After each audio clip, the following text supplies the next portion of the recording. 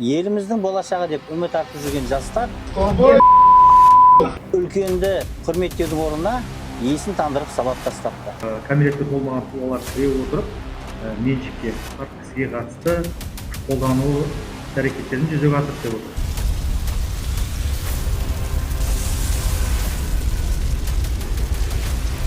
Қай әлемнің бұрышынан барса да шетелге сондай сақтандыру полисі алу міндетті. Осы Қаскелең қаласындағы сот ғимаратынан күдіктінің қашып кеткені. Оны мен айта алмаймын. Қашып жүріп, ол өзінің жақсы достарына, басқа біреулерге барып көмек сұрауы мүмкін. Көмектессе, олардың іс-әрекеттерінде де қылмыс болуы мүмкін.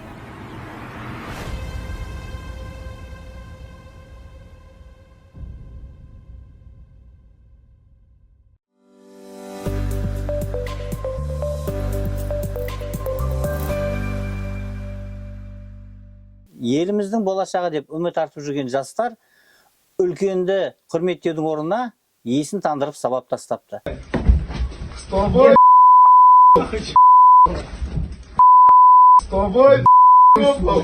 Осы тұрғыдан болған мән-жайға қатысты біздер студияға, тікелей эфирге заң ғылымының кандидаты, полиция полковнигі Тұрдалы Жақсылықұлы Қаратаевты шақырып, ол кісінің де, ол заңгердің де пікірін білуді жөн тарттық.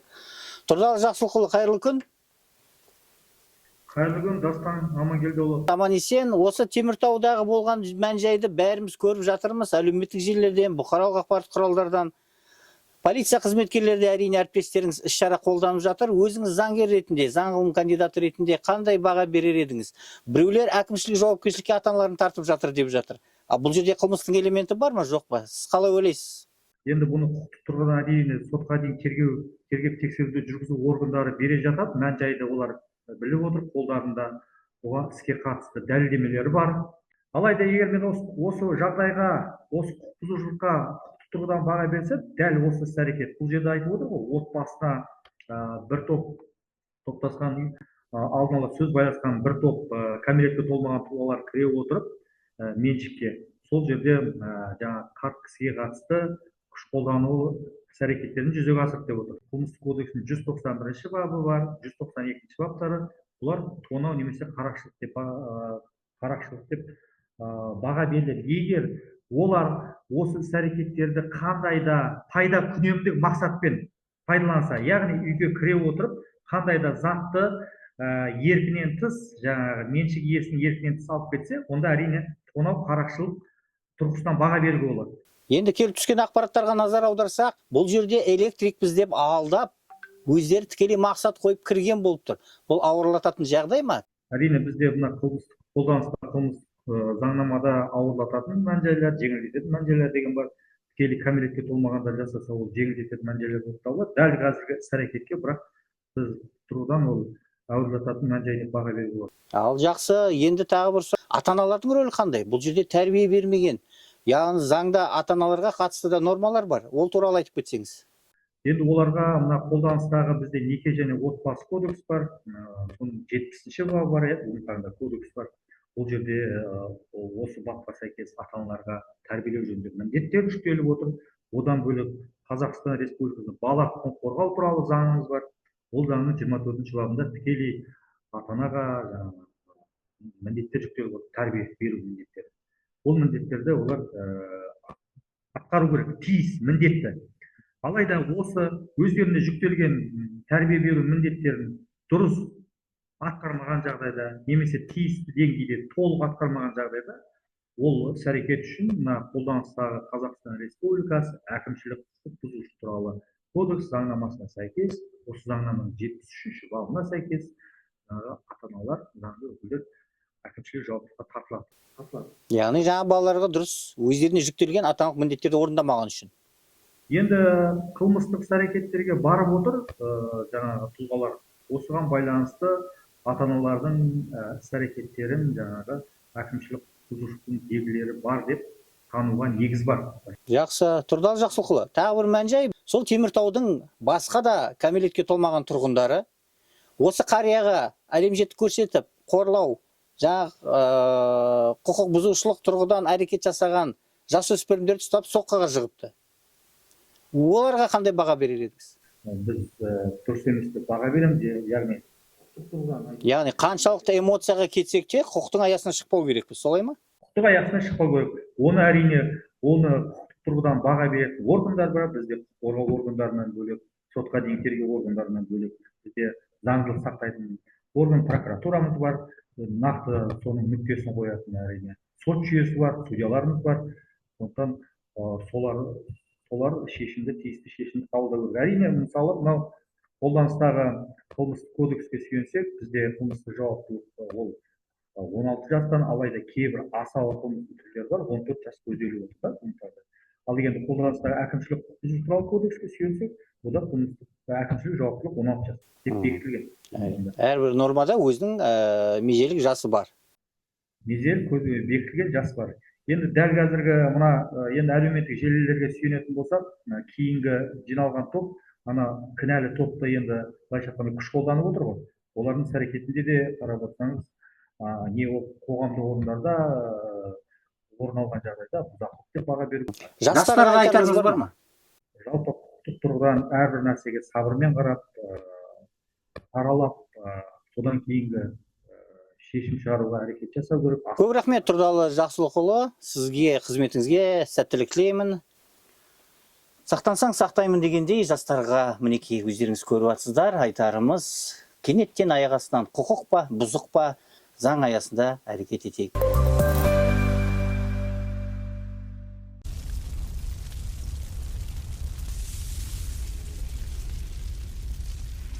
Осы аптада қазақстандықтарға қатысты тағы да бір келеңсіз жағдай, ол Таиландта Пхуит қаласындағы Майтон аралында орын алды. Бәріңізге белгілі, біздің туристер қайық жарылып келеңсіз жағдайға тап болды. Осындай жағдайларда қазақстандықтарға қалай қорғану керек? Келеңсіз жағдайлардан қандай алдын ала шаралар қолдануға болады? Осы мәселеге қатысты біз бүгін Халық Лайф өмірді ерікті сақтандыру компаниясының құрылымды бөлімінің басшысы Исалинова Алияны шақырдық. Әлия, қайырлы күн. Келгеніңізге көп рахмет. Сіз білесіз, көп жағдайлар болып тұрады. Осындай жағдайларда қазақстандықтар келеңсіз күтпеген жағдайларға тап болмас үшін қандай кеңес берер едіңіз? Енді бұндай жағдайда әрине әр адам өзін қорғау керек. Біріншіден, біздің туристеріміз шетелге шыққан кезде туристік компаниялар міндеттейді. Міндетті түрде сақтандыру алыңыздар деп. Бірақ ол сақтандыру оның шектеулі бір несі бар, жұмысы бар. Мысалы үшін 10 күнге біздің қазақстандық шығып атса шетелге 10 күнге сақтандыру полисін алып, 10 күнге. Және де ол сақтандыру бойынша біздің тұлғамыз сол жақтағы, сол мемлекеттегі бір медициналық организацияға жүгінсе болады. Сол кезде сол жерден бір көмек алып, сосын бүкіл шоттарын Қазақстанға келген кезде сақтандыру компанияға барып берсе, кәдімгідей ақшалай көмек ала алады. Яғни әлемнің кез келген түкпірінде Қазақстандық қатысты жағдай болса да, төлемді Қазақстанда ала алады. Мен дұрыс түсіндім бе? Дұрыс түсіндіңіз. Бірақ ол міндетті түрде бір келіскен бір медициналық организацияға жүгіне алады. Сол жерде мүмкін жедел көмек шақыра алады, егер сондай сақтандыру полисі болса. Ол полистағы төленген қаражаты ондай оқыс жағдайға ұшырады ма біздің туристіміз, ұшырамады ма, ол ақша қайтпайды, мүлдем. Бұл бізде сол 10 күнге ғана арналған сақтандыру полисі. Әр адам, қазақстандық қана емес, қай әлемнің бұрышынан барса да шетелге сондай сақтандыру полисі алу міндетті. Яғни ол сақтандыру полисі шетелге ол кісіні жібермейді. Яғни аэропорттан, теміржол вокзалдан кемемен шетелге шыққан кезде азаматтың оның ерікті құқысы. Ал егер оны алмайым десе, онда ол сақтанудан арылады. Арылады. Сол жаққа барған кезде, мысалы үшін Түркияда дейікші, сондай оқыс жағдай болатын болса, ол кісіге жедел жәрдем келмейді. Ал келсе де өте үлкен бағаға ол кісі сонда медициналық өзіне бір не ала алады, Бұл жерде өз қаражаты есебінен. Өз қаражаты, бірақ ол еселенген. Ол да тәуекел. тәуекел. Тұлғалар сондай міне шетелге шығып жатқан кезде көп туристік фирмалар онда сақтандырусыз болмаса, онда кәдімгідей ол договорды ол кісіге жасамайды да, қаражатын алмайды да. Иә? Ал сол полис, сол туристік путевка қарағанда бағасы салыстырмалы түрде көп пе? Жоқ, өте арзан, барлық оқыс жағдайларға келе бермейді. Оның өзінің шектелген бір суммасы да бар. Егер отельде қолайсыз жағдайға ұшырап, оқыс жағдайға ұшырап, аяғын мысалы үшін мертіктіріп алса, онда алады сақтандыру. Яғни шетелге шыққанда сақтандырудың бір аумағы бар. Аумағы. Қорғалатын. Одан тыс шығып кетсе, азамат өзіне тәуекел. Иә. Ол деген не? Өзін ерікті сақтандырып, өзіне тағы бір сақтандыру полис алған абзал. Ол сақтандыру полис тек қана шетелге шыққан кезде ғана жұмыс жасамайды. 24/7 үйде болса да, бағанағы шетке шықса да, ол сақтандыру полис жұмыс жасайтын болады. Оның басты айырмашылығы, бағанағы біз айтқандай, біздің тұлғамыз шетелге шыққан кезде сол 10 күннің ішінде ғана ол полис жұмыс жасайды. Және де ақшасы қайтадан қайтып келмейді. Мейлі 15 мың теңге болсын, 20 мың теңге болсын, ол да кәдімгідей қаражат. Егер жылына 3-4 рет шығатын болса, санаңыз, ол кәдімгідей бір сумаға шығып отырады. Ал енді қараңыз, міндетті түрде емес, өз еркімен сақтандырылған полисі бар болатын болса, ол кісі шетелге шыққан кезде, ол тағы қосымша көмек ала алатын болады. Ол полистің ішінде тек қана бағанағы бір жарақат алған ғана емес, егер Құдай сақтасын бір жағдай болып өмірден өтіп кететін болса, күні кеше Бангкокта моторикшамен қазақстандық қайтыс болды. Өмірден өтіп кетті. Өте өкінішті жағдай. Осындай қиын жағдайда ол кісінің бала шағасы немесе жақындары не ала алатын еді? Нақты айтатын болсақ, мысалы үшін егер ол кісіде бізде ерікті сақтандыру полисі болатын болса, мысалы үшін ай сайын айтарлық 30 мың теңгеден сол полиске жинақтау қорына жинақтап отыратын болса, егер ол жас жігіт болса 15 жылға алып, бір 3 миллион, 4 миллион жинау керек болатұғын делік. Сол 3-4 миллионға сол жігіттің өмірі сақтандырылу. Қорғаныста болады. Қорғаныста, иә. Сол кезде егер осындай қиын жағдайға ұшыраған кезде, сол жігіттің жақындары, сол полисте жазылған сол кісінің мұрагерлері десек болады. Пайда алушылары дейді бізде сақтандыру компанияда. Сол кезде 15 күннің ішінде бүкіл құжаттар тапсырғаннан кейін сақтандыру компаниясына жақындары 4 миллиондай қаражат ала алатын еді. Әрине, адамды ол 4 миллион қайтарып алып келмейді, өкінішке орай.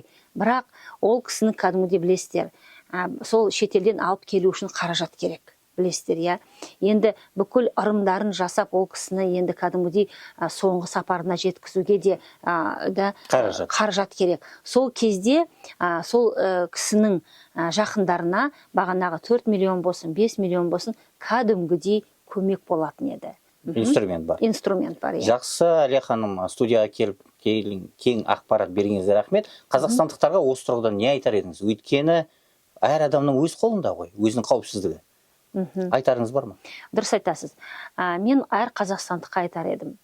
Тек қана міндеттелген сақтандыру полистерін ғана ашпай, міндетті түрде өздеріңіз, ерікті түрде өздеріңіз сақтандырып, оны әрине міндетті түрде біздің компанияға келіп, сіздер сауалдарыңызды қойып, сұрақтарыңызға жауап алсаңыздар болады. Міндетті түрде әр адамда сақтандыру полис болу керек деп ойлаймын. Көп рахмет ақпаратыңызға.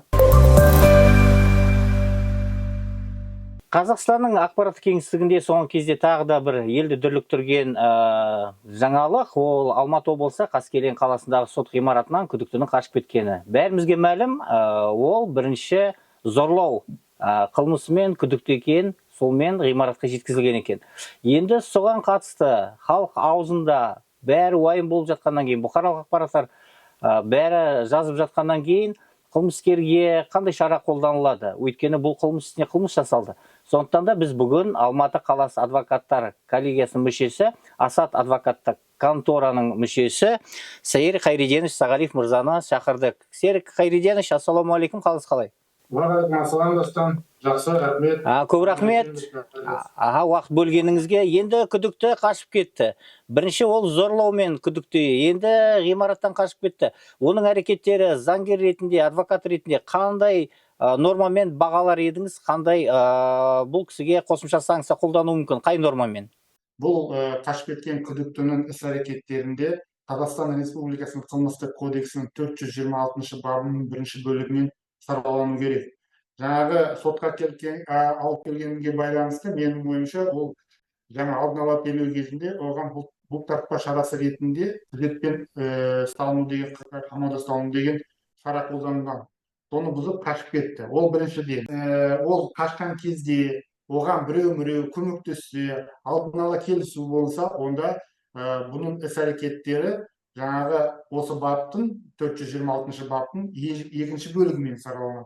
Ол жерде жаза ретінде 3 жылға дейін бас бостандығынан айырылуы мүмкін. Ал екінші бөлігімен сараланса, ол жерде жаза 3 жылдан 6 жылға дейін бас бостандығынан айырылуы мүмкін. Жақсы, ресми ақпараттарға сүйенсек, енді қосымша тергеу амалдары болып жатыр. Енді бұл қашқынның басында не бар? Қайтып келуі мүмкін ба? Қайтып келсе, қандай норма қолданылуы мүмкін? Әрине ол бұқаралық ақпараттарды қарап отырған болар. Өзіне қатысты қандай шаралар қолданып жатқан? Жаңа күдікті қашып кеткеннен кейін 7 өз еркімен 7 күндік тәулікте келсе, өзі келсе, онда ол босатылады. Жауапқа тартылмайды. Өзі еркімен келсе. Но бұл жерде жаңа айтып кеттім ғой басында. Алдын ала байланысу бойынша немесе қылмысты жасаған кезде біреудің өміріне немесе денсаулығына қауіп келтіру, күш қолданып, немесе сондай күш қолдану қатерін төндіріп жасаса, онда ол ауыр қылмыстыққа жатады. Но келсе, өз еркімен келсе, онда босатылады. Жақсы, түсінікті. Айгілі белгілі комедиядағындай, мысалы, ода зорлау үшін мерзім бар. Енді қашу қосылды. Абақтыдан қашу. Ал қазір сол қашқында жүріп, қосымша, мысалы, автокөлікті айдап кетті. Я болмаса біреуді айтады ғой, кепілдікке заложник ретінде алды. Қауіп төндірді басқа азаматтарға. Басқа пәтерге заңсыз кірді тығылу үшін. Қосымша санкциялар көзделуі мүмкін бе осындай жағдайларда? Көлікті алып кетуі мүмкін, біреудің үйінде тонауы мүмкін, көшеде жүрген адамдарды тонауы мүмкін. Оны мен айта алмаймын. Енді мен бұл жерде бір айтайын дегенім, қашып жүріп, ол өзінің жақсы достарына, басқа біреулерге барып көмек сұрауы мүмкін. Олар оған жаңағы көмек көрсетіп, өз үйлеріне тығып, басқа жерге тықса, соңыра көмектескен адамдардың іс-әрекеттерінде қылмыстық кодекстің 432 бабының құрамы болуы мүмкін.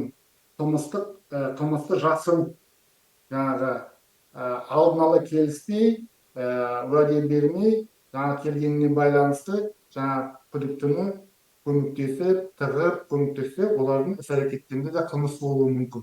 Заң тұрғысынан баға бергеніңізге көп рахмет, Серік Хайреденович. Аманшылықта жолығайық. Сонымен, құрметті көрермендер, полиция өз әрекетін қолдануда, күдіктіні ұстау бойынша ол білікті қысқа уақытта полиция өзінің қолындағы құралдармен және әдістермен ұстайды деген сенімдеміз. Келесі жаңалық Қазақстанның батысындағы Ақтөбеден келді. Онда орналасқан Қазақстан Ресей халықаралық университетінде біз естігеніміз бойынша 100 емес, тіпті 200 емес, 350 студентті оқудан шығарып тастапты.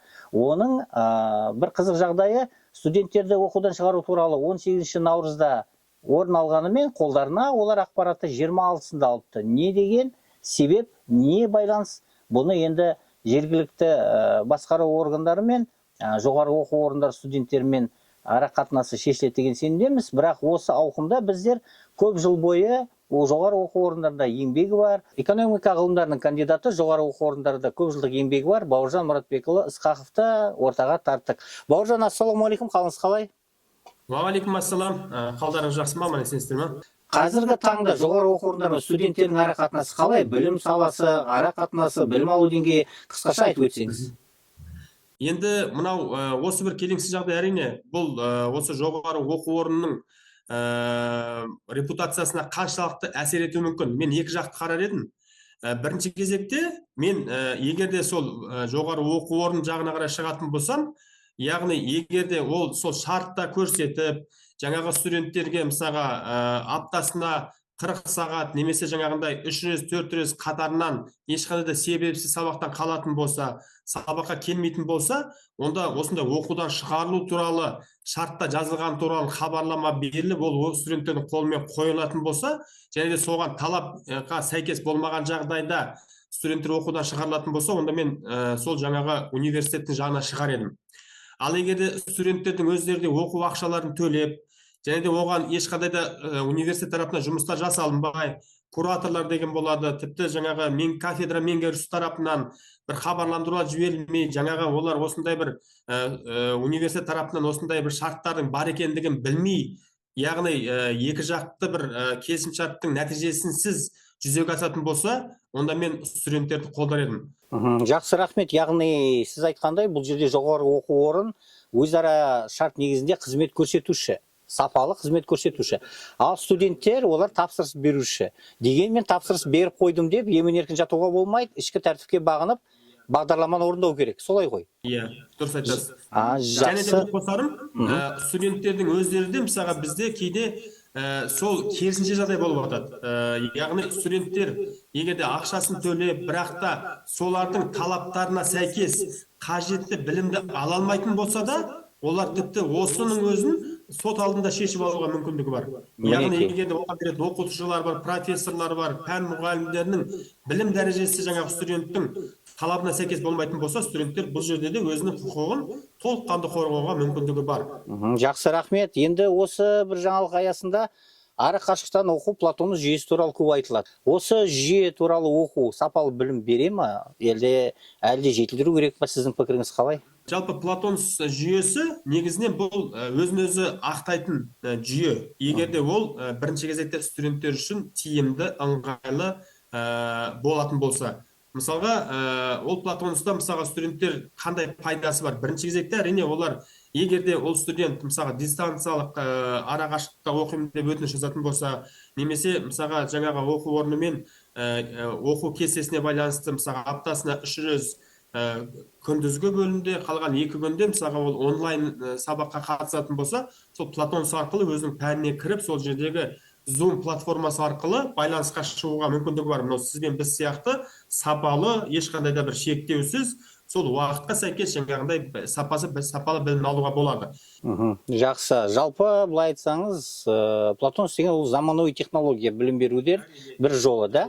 Ары қашықтан болса да сол бағдарламаны орындау керексіз. Екіншіден біз білеміз, кейде жоғары оқу орындарда осы жүйенің мардымсыз, бұзылусыз, тұрақты қызмет етуіне қатысты сұрақтар да болып жататынын білеміз. Сондықтан ол жоғары оқу орнының жауапкершілігі. Солай ғой. Қандай жағдайда болмасын, университет бірінші кезекте өзінің білім алушыларына сапалы қызмет көрсетуді қамтамасыз ету керек. Ол Платонуста болмасын, ол тіпті жаңағы мынау күнделікті сабаққа қатысы болмасын, жаңағыдай студенттердің өздері де талап ете білуі керек дегім келіп отыр. Студенттер кешігіп қалса, сабаққа келмесе, оларды оқудан шығаруды ғана тәжірибе ретінде жүргізбей, керісінше студент тарапынан да олардың мүддесін қорғайтындай бір жүйені қалыптастыруымыз керек. Көп рахмет. Енді мына үшінші сұрақ. Осындай мән жайлар өкінішке орай жоғары оқу мен студенттер арасында болмас үшін сіз қандай ақыл кеңес берер едіңіз? Біздің елде енді 100-ден астам жоғары оқу орындары бар. Оның ішінде ұлттығы да бар, жаңағы зерттеушілік статусын алғандар да бар, немесе аймақтық. Жаңағы сізбен біздің айтып отырған жоғары оқу орны сол аймақтыққа жатады, батыс өңіріндегі деп атамыз. Мысалға, бұл енді шыны керек бірінші кезекте осы ісімен, осы әрекетімен жаңағы оқу орны өзінің репутациясын қалай сақтай алады енді.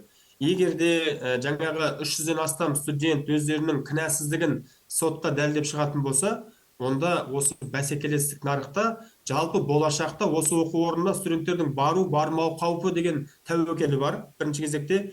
Екіншіден, жалпы неге бармайды деген сұрақтың әр жағында, яғни студенттерді қызықтыра алмайтындай оқу жүйесі қалыптасқанда болуы мүмкін.